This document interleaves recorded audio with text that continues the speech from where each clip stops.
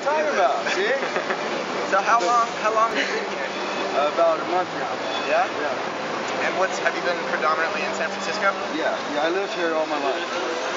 Have you been to Occupy Oakland at all? I have not. So what's the general sentiment at San Francisco? Like, what's the status? Can you give me a brief history of Occupy San Fran? Basically just trying to help each other to establish what we don't have, which is homes for ourselves. People call us homeless, but we're not homeless. We're houseless. Now we have houses, So now we're not houseless anymore, So I think that has a big thing to do with it.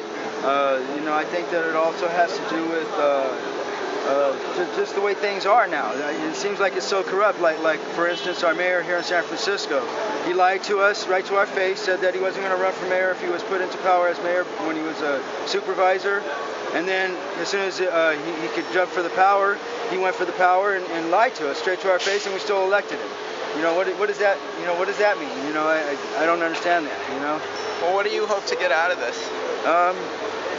Hopefully a voice for people that are underserved. Yeah. And how long do you plan on staying here?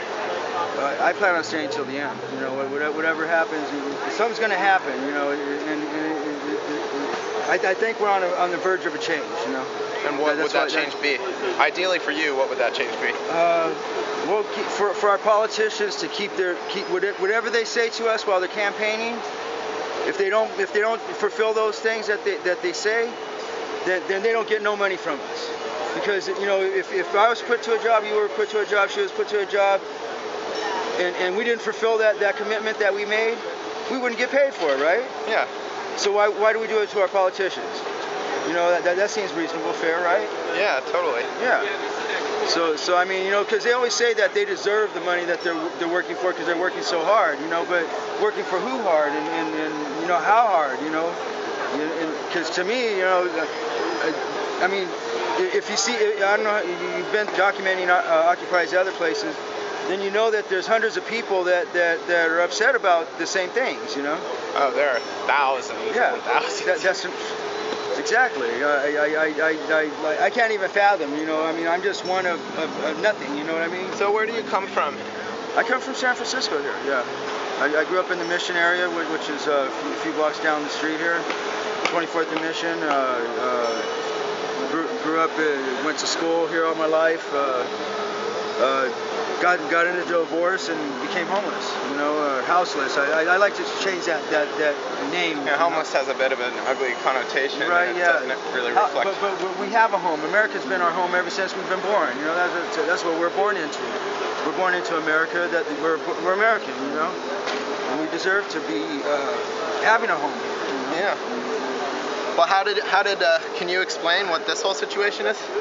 Oh, well, this is like well, I call it the bike of power because right now you're empowering us all.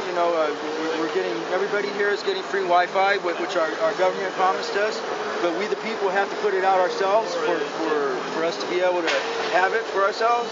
That's ridiculous, I mean, especially since we're paying taxes for this kind of thing, and that to me that's taxation without representation. That's the Constitution right there, How can that keep on going, And I think that has to do with what Occupy is about too.